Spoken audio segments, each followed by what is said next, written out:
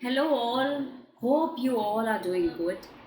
बहुत सारे लोग मुझसे आजकल पूछने लगे हैं कि इस सिचुएशन में when everybody everywhere there is agony and pain, where everybody there everywhere there is hue and cry, how to be positive in that situation. लेते हैं एक छोटी सी स्टोरी फिर से शुरू करते हैं कि एक बार एक जंगल में एक आदमी गया।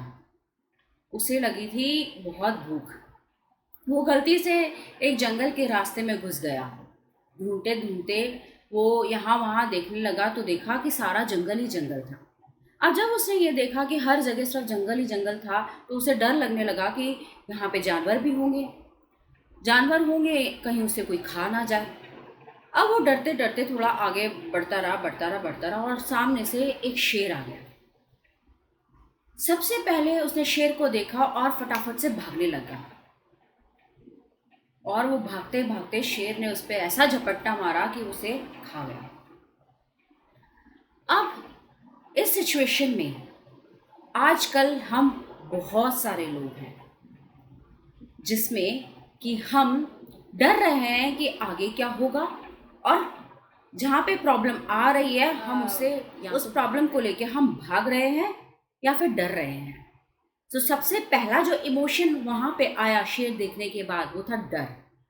उसके बाद आया एस्केप, कि हम भागें। हम लाइफ की हर प्रॉब्लम से भाग नहीं सकते, तो इसलिए बहुत ज़रूरी है कि पहले हम लाइफ की प्रॉब्लम्स को एक्सेप्ट करें।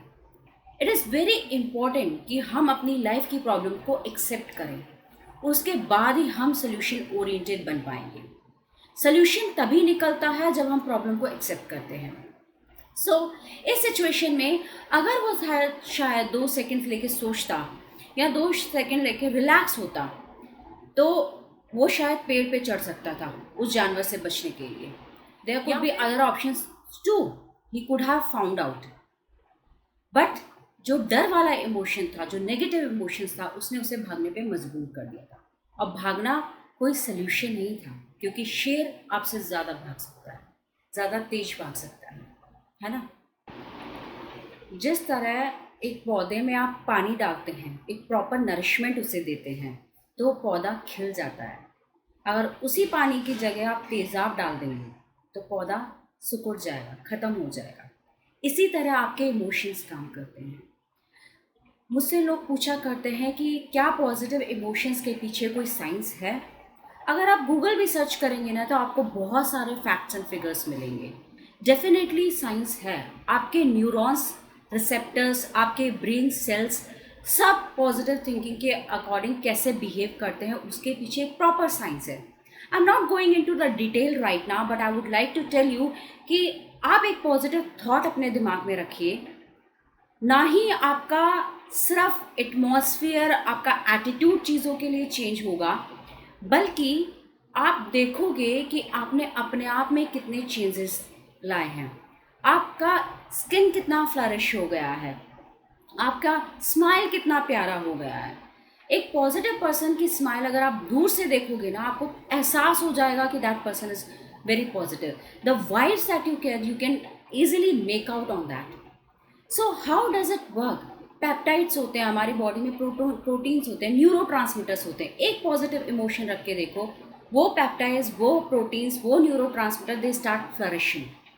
और एक नेगेटिव इमोशन क्या करता है, उसी को उस तेज़ाब जैसे उस पौधे को सिकुड़ देता है, वैसे ही वो नेगेटिव इमोशंस हमारे सेल्स को सिकुड़ देते हैं।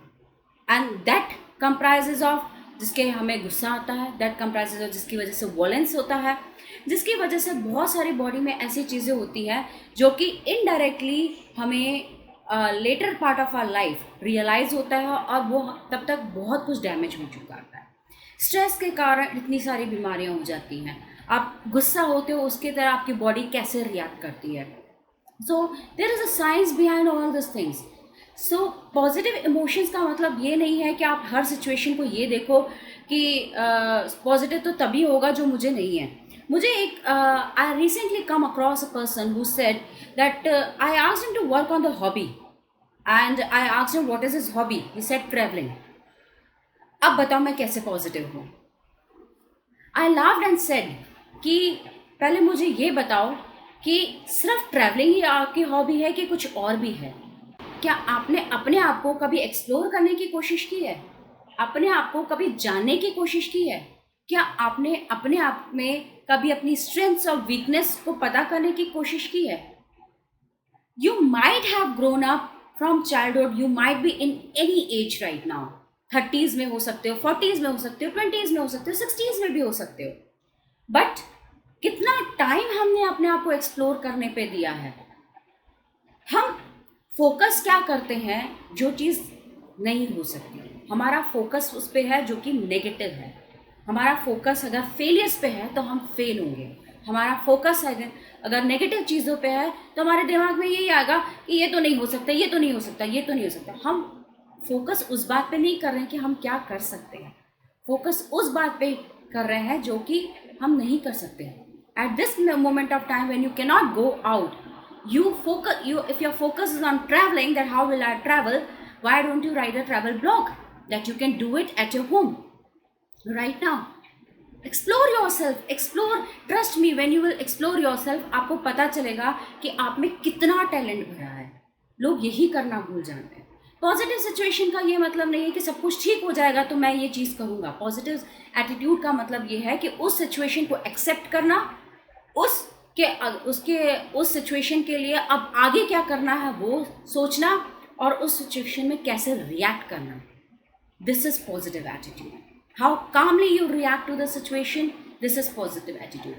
The world cannot change according to your needs, but you can change your world according to your perception. This is one of the most important thing.